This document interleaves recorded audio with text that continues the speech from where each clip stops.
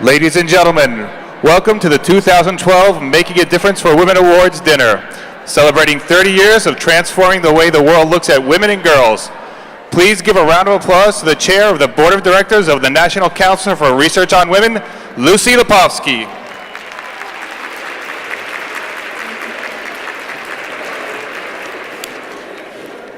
Good evening, everyone, and welcome to this year's Making a Difference for Women Awards dinner. On behalf of the Board of Directors and our entire network, I wish you a happy Super Tuesday. We are thrilled that you are joining us tonight for this dinner. We are celebrating our 30th anniversary, 30 years of changing the way the world looks at and treats women and girls. We are so excited and honored by the people gathered here. We have 6 outstanding honorees, a terrific panel, and 30 women we are recognizing who have made a difference for women and girls. But first, please bear with me while I thank many of those who have made this evening a success.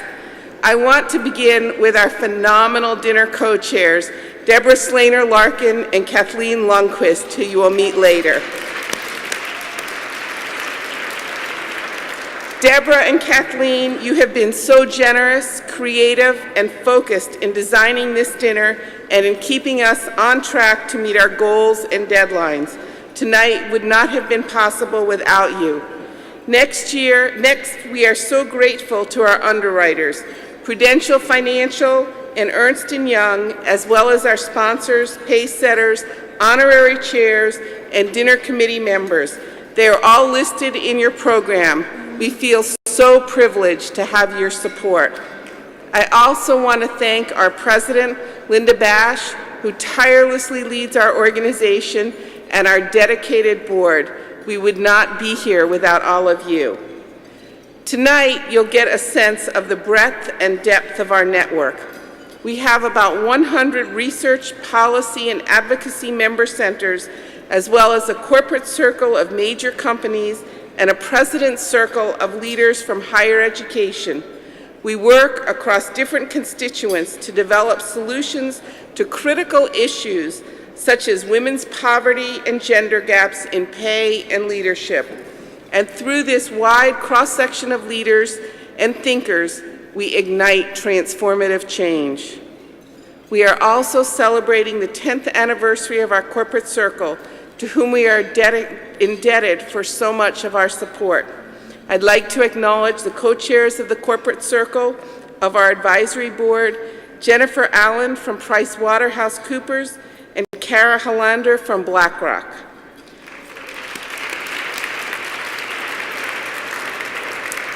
Our member centers are engaged in an array of fields, activities, and disciplines, and each year we spotlight the exceptional work they do through our Member Center Awards. I am very pleased to announce that this year's Lifetime Achievement Award goes to the Pembroke Center for Teaching and Research on Women at Brown University.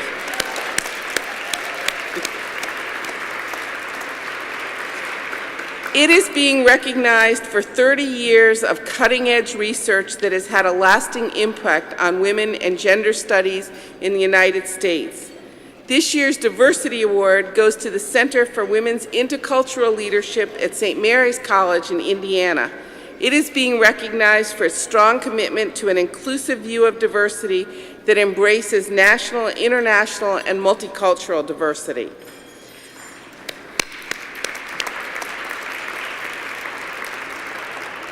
Because we're changing our time frame, I also want to acknowledge last year's winners for the Lifetime Achievement Award went to the Center for Women in Politics and Public Policy at the University of Massachusetts, Boston, for its educational programming, its research on women in public life, and its training diverse groups of women for leadership.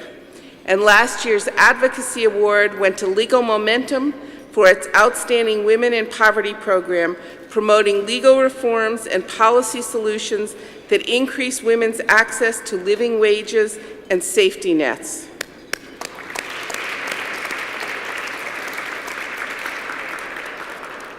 Before I conclude, I'd like you to notice the cards and envelopes on your tables. If you are moved by what you see and hear tonight, and those of you who are at our panel this afternoon by what you heard, we'd love for you to partner with us by filling out one of those cards and giving them to any NCRO staff member or leaving them at the main registration desk. And now I'd like you to sit back and enjoy a brief video highlighting 30 years of igniting change. Hey, hey, what do you say? Ratify the ERA! Research powers social change.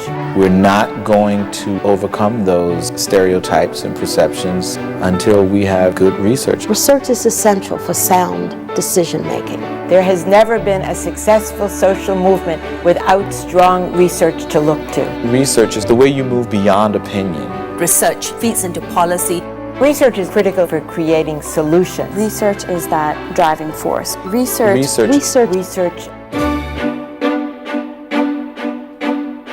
The Council connects us to the real information that quantifies the issues that we're all struggling to define and address. Now millions of our people will no longer have to choose between their jobs and their families. He didn't take seriously my decision to say no. That making our economy work means making sure it works for everybody. Women remain grossly underrepresented.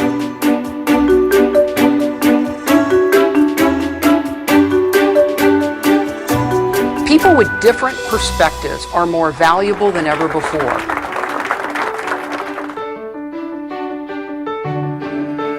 Experiencing that difference that we see on the surface changes the way people think about the problems that they're facing.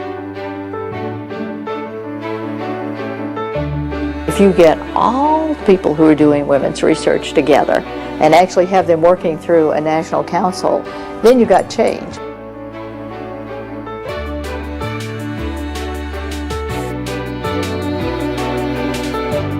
To be an advocate and supporter of women. It is going to make our nation better. It's going to make our workplace better.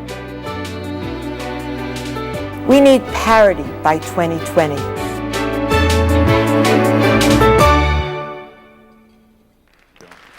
Ladies and gentlemen, please welcome the President of the National Council for Research on Women, Linda Bash.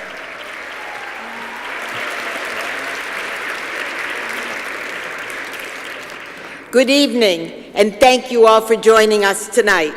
As you can see already, we have an amazing program lined up with 6 awe-inspiring honorees of video.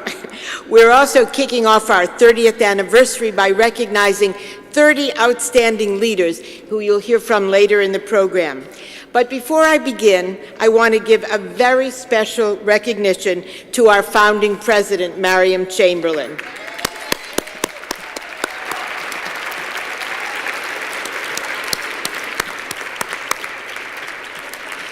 Miriam is a legend in the women's research movement. The Council and many other organizations would not be here today without her. And I also want to give a very special welcome to Nobel Peace Laureate Lema Gbowe. Lema, are you here and can you stand? Oh, she's not here. Oh, dear. Well, she was going to be here. Lema is someone who has inspired us all through the courageous way she's shown the world the important role that women can and must play in peace building. And, of course, we'll hear a little bit more about that from Abby Disney and Pam and Ginny later in the program. I also want to give a shout-out to all the brave men who showed up tonight.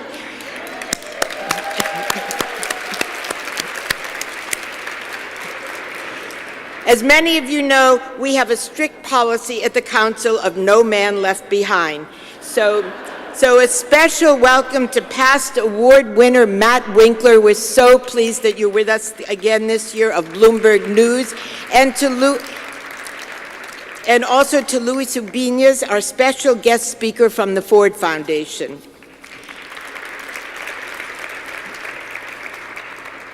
As we saw in the video, there have been huge changes over the past 30 years.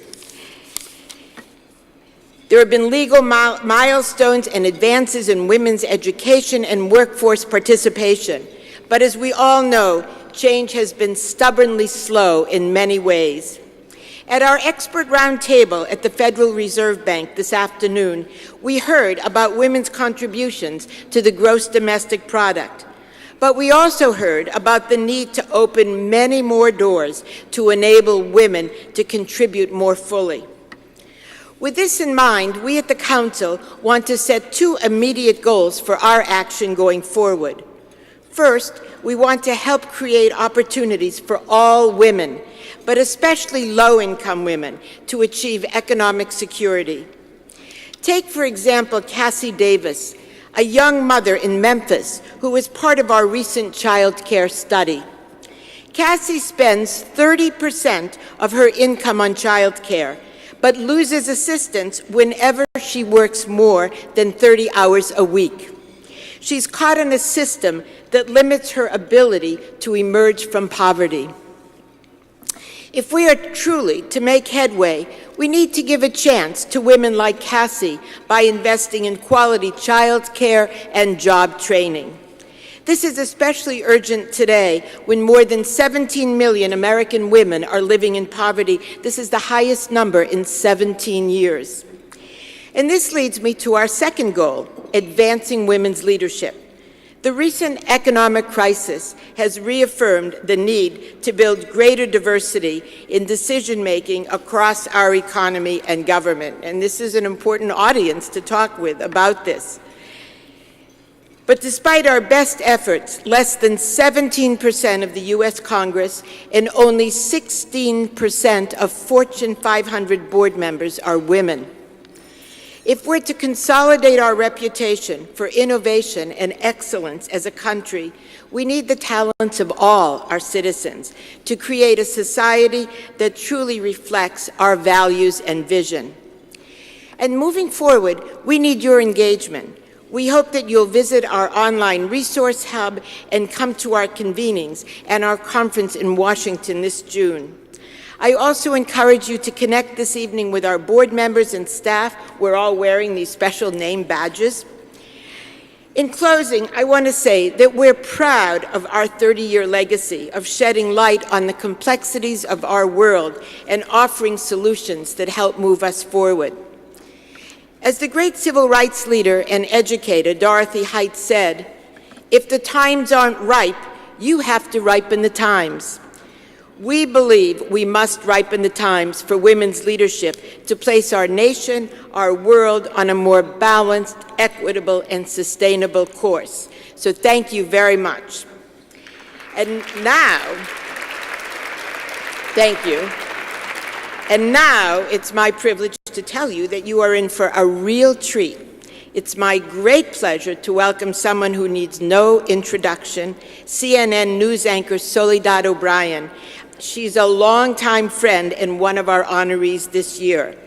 Soledad is being honored for anchoring In America and for producing award-winning and eye-opening documentaries.